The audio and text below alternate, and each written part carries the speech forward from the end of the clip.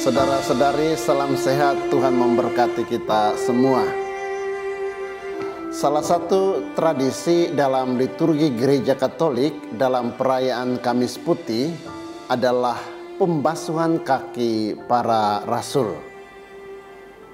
Dalam pembasuhan kaki para rasul ini, kita mengulangi, kita mengenang apa yang dulu dilakukan oleh Tuhan Yesus dalam peristiwa perjamuan malam terakhir bersama murid-muridnya, malam menjelang penderitaan dan kematiannya disalib.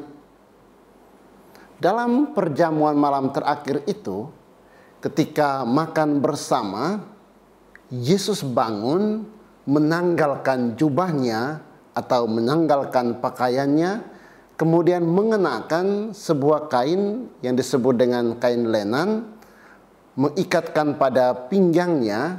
Kemudian Yesus menuang air dalam baskom, lalu membasuh kaki para rasul itu.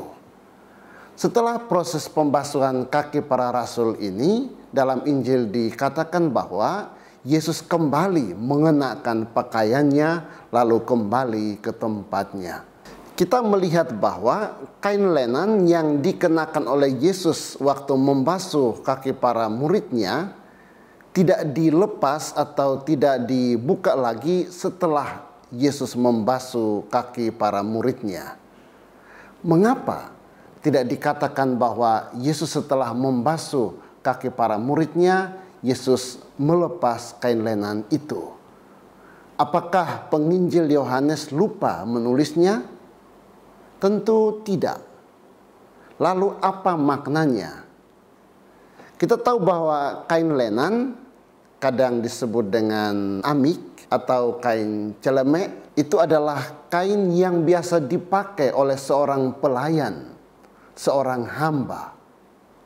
Maka ketika Yesus membasuh kaki para muridnya dan mengenakan kain lenan itu, di sini Yesus menunjukkan bahwa Dia adalah hamba. Dia adalah pelayan.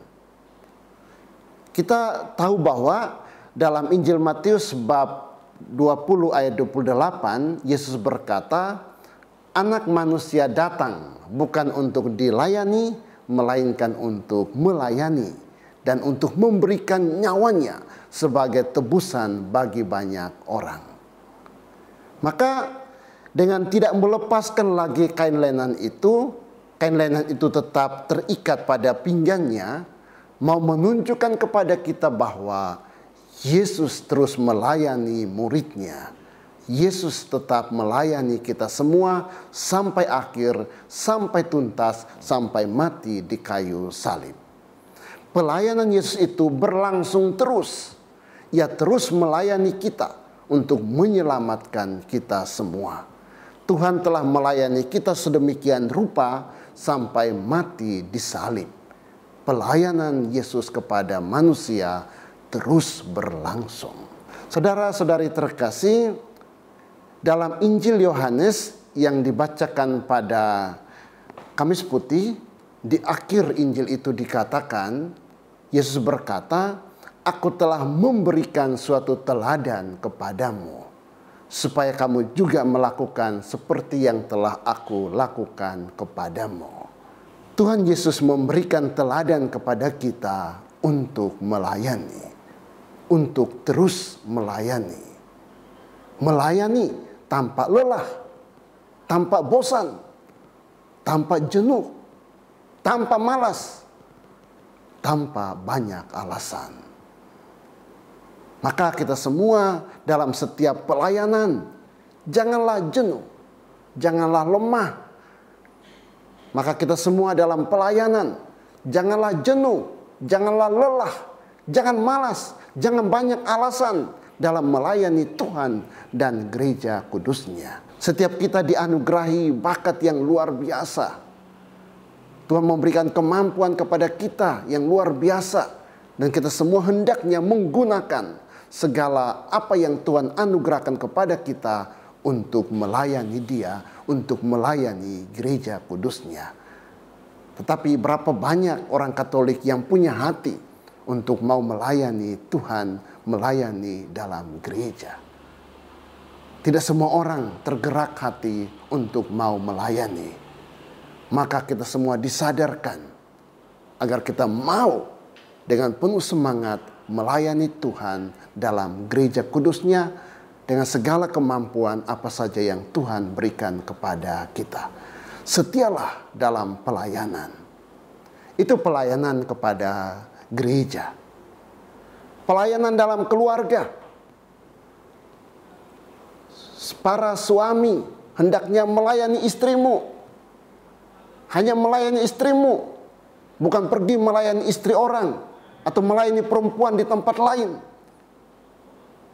Ada begitu banyak suami yang tidak setia kepada istrinya. Begitu juga para istri. Hanya melayani suamimu. Bukan melayani suami orang atau laki-laki lain. Ketika suami sudah semakin umur, kadang para istri tidak mau melayani suaminya. Tidak mau memperhatikan suaminya. Merasa bosan dengan suaminya. Lebih banyak curhat dengan laki-laki lain atau suami orang. Begitu juga anak-anak. Hendaknya selalu melayani orang tuamu. Ketika orang tuamu sudah semakin berumur, tidak berdaya lagi, tugas anak-anak untuk melayani orang tuanya. Melayani dia ketika dia sudah tua. Ada begitu banyak anak-anak yang menelantarkan orang tuanya. Orang tuanya merasa kesepian, tidak diperhatikan. Orang tuanya menderita, tidak mendapat kasih sayang dari anak-anaknya. Begitu juga para orang tua hendaknya mencintai anakmu, membesarkan dia dengan penuh kasih. Dengan demikian anakmu bertumbuh dalam kasih. Tidak bertumbuh dalam luka batin. Dan akhirnya menimbulkan rasa tidak suka kepada orang tua. Karena ada luka batin. Karena orang tua yang membesarkan anaknya tidak dengan kasih tetapi dengan berbagai macam tindakan kekerasan yang membuat anaknya luka batin. Hari ini kita semua disadarkan oleh Tuhan Yesus untuk kita mau melayani. Melayani tanpa lelah. Melayani tanpa bosan. Tanpa banyak alasan. Dan demikian kita ambil bagian dalam karya pelayanan Yesus. Kita melaksanakan perintah Tuhan Yesus untuk saling melayani. Tuhan Yesus telah melayani kita sedemikian rupa dengan kematiannya di salib. Maka kita semua hendaknya mau melayani dengan setia tanpa lelah. Dan demikian hidup kita senantiasa menjadi kemuliaan bagi Tuhan dan berkat bagi banyak orang. Saudara-saudari, pembasuhan kaki memperlihatkan bahwa perayaan Paskah yang kita buka secara meriah pada hari Kamis Putih adalah perayaan kasih Yesus yang merendahkan dirinya menjadi hamba bagi kita semua dengan mati di kayu salib.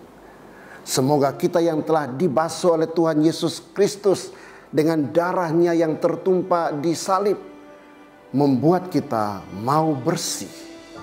Bersih dari segala dosa-dosa kita. Membuat kita mau mengambil bagian dalam kasih Tuhan Yesus sendiri. Membuat kita setia kepadanya. Mencintai dan melayani Tuhan sampai selamanya dalam gereja Katolik. Selamat memasuki Trihari Suci. Semoga Tuhan Yesus yang menderita dan wafat di salib senantiasa memberkati kita semua dan kita boleh mengambil bagian dalam buah-buah sengsara, wafat dan kebangkitan Yesus. Tuhan memberkati kita semua, berkah dalam